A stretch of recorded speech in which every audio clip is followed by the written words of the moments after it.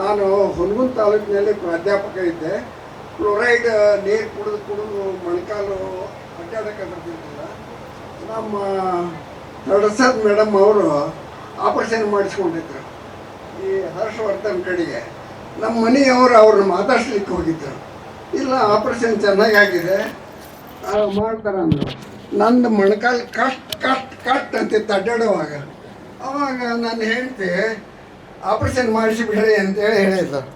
ಆವಾಗ ನಾನು ಏನು ಆಪ್ರೇಷನ್ನು, ನನಗೆ ಹಳೆ 75 ವರ್ಷ ಆಗ್ಯಾವು, ಇನ್ನೇನು ಭಾಳ ವರ್ಷ ಬದುಕೋದಿಲ್ಲ, ಬೇಡ ಅಂತೇಳಿ ಬಿಟ್ಟಿದ್ದೆ.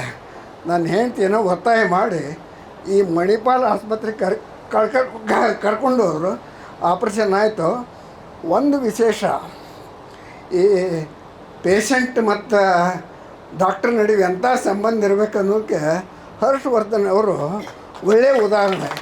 ಯಾಕೆಂದರೆ ನನ್ನ ಆಪ್ರೇಷನ್ ಆದಮೇಲೆ ಮನೆಗೆ ಕಳಿಸಿದ್ರು. ಮನೆಗೆ ಕಳಿಸಿದ ಮೇಲೆ ನನಗೆ ಹೊಲಿಗೆ ಹಾಕಿದರು.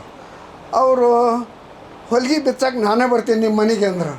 ಅಲ್ಲ, ಇವರು ಡಾಕ್ಟ್ರ್, ನಾನು ಅಲ್ಲಿ ಆಸ್ಪತ್ರೆಗೆ ಹೋಗ್ಬೇಕು, ಅವರೇ ಇದಕ್ಕೆ ನಮ್ಮ ಮನೆಗೆ ಬರ್ತೀನಿ ಅಂದ ಕೂಡಲೇ ನನಗೆ ಆಶ್ಚರ್ಯ ಆಯಿತು. ಆಮೇಲೆ ಆ ಹೊಲಿಗೆ ಬಿಚ್ಚಿದ್ರು. ನಾನು ಹೇಳ್ತಿ ಉತ್ತರ ಕರ್ನಾಟಕದವ್ರು ರೊಟ್ಟಿ ಮಾಡಿದ್ಲು, ಊಟ ಮಾಡಿದರು, ಹೋದರು. ಆಮೇಲೆ ಕೇಳಿದೆ ಅವ್ರಿಗೆ, ಯಾಕ್ರಿ ಹಿರಿಯೂರಂಥ ಊರಿಗೆ ಯಾಕೆ ಹೋದ್ರಿ ಅಂತೇಳಿ.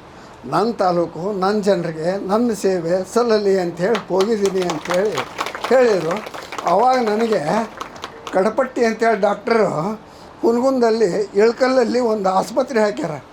ಅವರು ಕೂಡ ಹುನಗುಂದಂಥ ಊರಿಗೆ ಬಂದು ಹಳ್ಳಿ ಊರಿಗೆ ಆಸ್ಪತ್ರೆ ಹಾಕಿದ್ದಾರೆ.